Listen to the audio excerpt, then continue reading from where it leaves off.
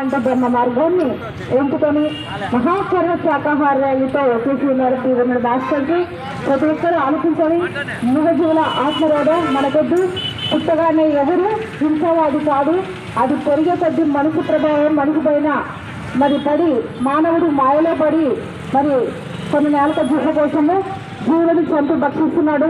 ఇది ఏమాత్రం సబబు కాదు అంటూ మన ఆచార్య శ్రీనివాస గారు మరి ధ్యాన మహాసభలు అహింస పరమ ధర్మ అంటూ మరి పనులు వస్తున్నారు. ప్రతి ఒక్కరూ శాకాహార జ్ఞాని గొప్పగా జీవించాలని కోరుకుంటున్నాం. మాంసాహారం మానేరోజు రావాలి, మానవులంతా శాకాహారులు కావాలి. మాంసాహారం మానేరోజు రావాలి, మానవులంతా శాకాహారులు కావాలి.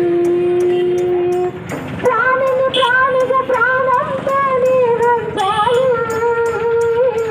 ప్రాణులంతా సుఖశాంతిగా జీవించాలి. ప్రాణిని ప్రాణిగా ప్రాణంతోనే ఉంచాలి, ప్రాణులు అంతా సుఖశాంతిగా జీవించాలి.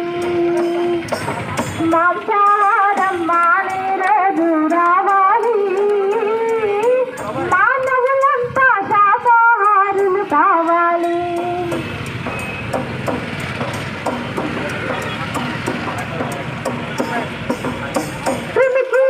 జన్మలు దాటి పశువానర జన్మల గడవగా పరిణామాక్రమమును నీవు మనసునిగా మారుతివి. క్రిమికీటక జన్మలు దాటి పశువానర జన్మల గడవగా పరిణామాక్రమమును నీవు మనసునిగా మారుతివి.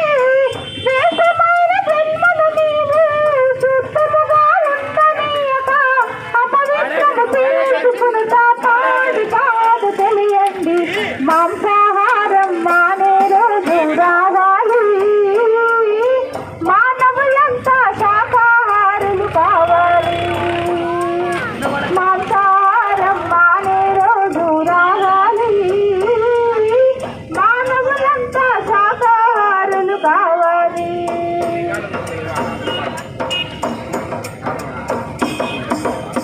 మానవుడు మాంసము తినుట వీణ ధర్మమని మీలాగే పర ప్రాణులు అని నీకు తెలియరండి. మానవుడు మాంసము తినుట వీణ ధర్మమని మీలాగే పర ప్రాణులు అని నీకు తెలియరండి. నిన్ను నీ వాళ్ళను ఎవరైనా చంపుకు తింటే ఆ బాధ ఎలా ఉంటుందో ఆ బాధ మీరు ఊహించండి. మాంసాహారం మానే రోజు రావాలి, మానవులంతా శాకాహారులు కావాలి. మాంసాహారం మానే రోజు రావాలి, మానవులంతా శాకాహారులు కావాలి. మాంసాహారం మానే రోజు రావాలి, మానవులంతా శాకాహారులు కావాలి.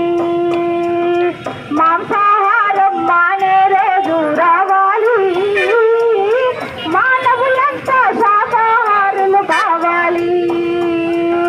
మాంసాహారం మానే రోజు రావాలి, మానవులంతా శాకాహారులు కావాలి. మానవులంతా శాకాహారులు అయ్యారు, మానవులంతా శాకాహారులు అయ్యారు.